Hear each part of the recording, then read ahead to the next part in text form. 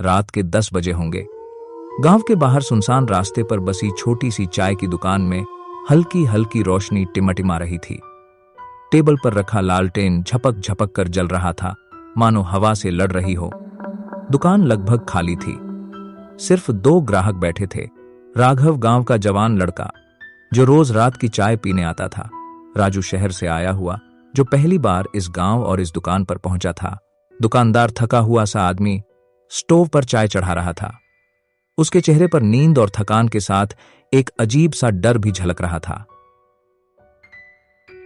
क्यों चाचा, आज तो दुकान पर सन्नाटा है। लगता है सब लोग जल्दी सो गए।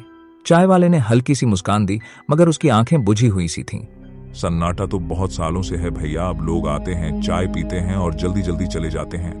पहले का जमाना अलग था। कैसा जमाना? पहले मेरी दुकान पर बुजुर्ग आया करते थे, गर्म चाय पीते और अपनी जिंदगी की कहानियां सुनाते थे। कुछ मजेदार, लेकिन ज्यादातर डरावनी। अब कोई कहानी सुनना ही नहीं चाहता। भूत प्रेत की बातें, ये सब तो दादी नानी की कहानियां हैं। असली जिंदगी में ऐसा कुछ नहीं होता। अगर ये सिर्फ कहानियां होती तो शायद मैं आज भी हंस रहा होता। चाय वाला लालटेन की लौ को सीधा किया और दोनों ग्राहकों की ओर झुक गया। तुम लोग कहो तो एक सच्ची घटना पर आधारित कहानी सुनाता हूँ। सच्ची घटना वाली कहानी सुनाइए। कई सालों पहले हर शाम एक बुजुर्ग आया करते थे यहाँ। सफेद मुछे, झुका हुआ शरीर और आंखों में अजीब सी थकान।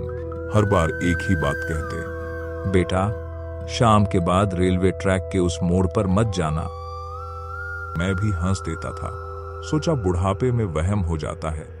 लेकिन एक रात उन्होंने कहा, आज मैं तुम्हें अपनी आखिरी कहानी सुनाऊंगा।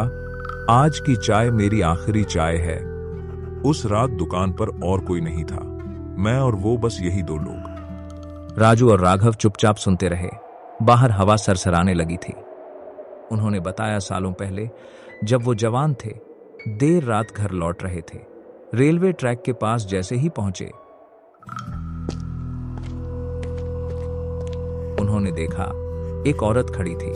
लाल साड़ी, खुले बाल और हाथों में पायल। वो धीरे धीरे रो रही थी। बुजुर्ग पास गए और पूछे, क्या हुआ बहन, इतनी रात को यहाँ क्यों खड़ी हो? वो औरत रोते रोते ऊपर देखी और बुजुर्ग ने देखा उसका चेहरा था ही नहीं, बस एक काली गहरी खाई। वो औरत धीरे धीरे रेल की पटरी की तरफ चली गई।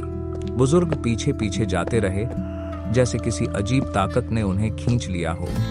वो औरत हवा में गायब हो गई। राघव की उंगलियां कांप गईं। फिर क्या हुआ?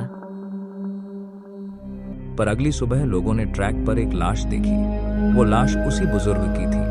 अजीब बात यह थी कि उसका चेहरा पूरी तरह गायब था, जैसे किसी ने मिटा दिया हो। राजू और राघव एक दूसरे को देखने लगे। उनकी सांसें तेज हो गईं। चाय वाले ने फुसफुसाकर कहा, और जानते हो, उस बुजुर्ग ने अपनी आखिरी चाय यहीं पी थी, यहीं, इसी बेंच पर। अचानक लालटेन जोर से टिमटिमाई और बुझ गई। चारों ओर अंधेरा फैल गया। सन्नाटे में बस एक आवाज गूंजी, छन्न छन्न, पायल की आवाज, जैसे कोई बहुत पास आ रहा हो। राघव कांपते हुए बोला, राजू, ये सिर्फ हवा होगी। लेकिन अगले ही पल दोनों ने साफ देखा। दुकान के ठीक बाहर, सड़क के किनारे एक औरत खड़ी थी। लाल साड़ी, खुले बाल, चेहरा बिल्कुल काला।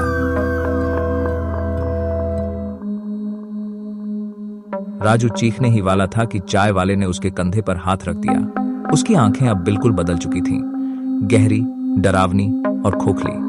वो औरत धीरे धीरे दुकान की ओर बढ़ने लगी।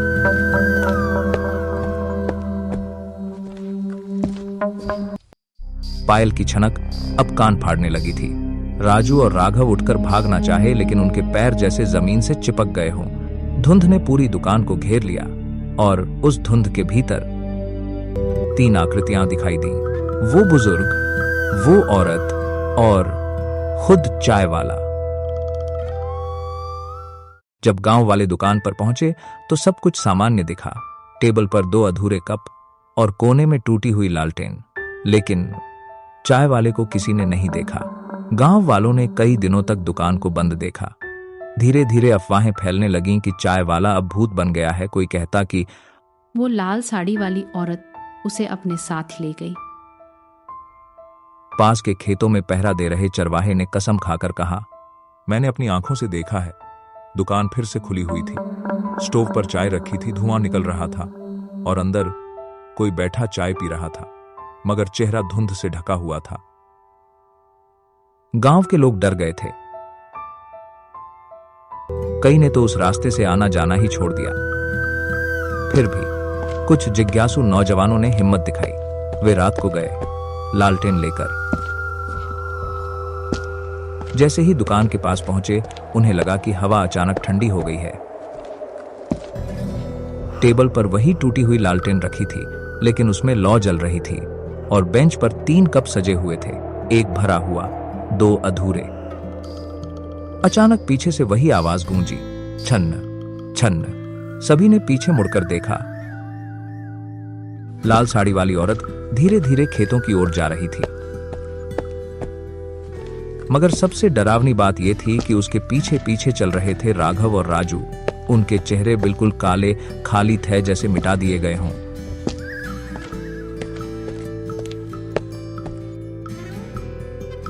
गांव वालों ने चीखते हुए भागकर अपनी जान बचाई।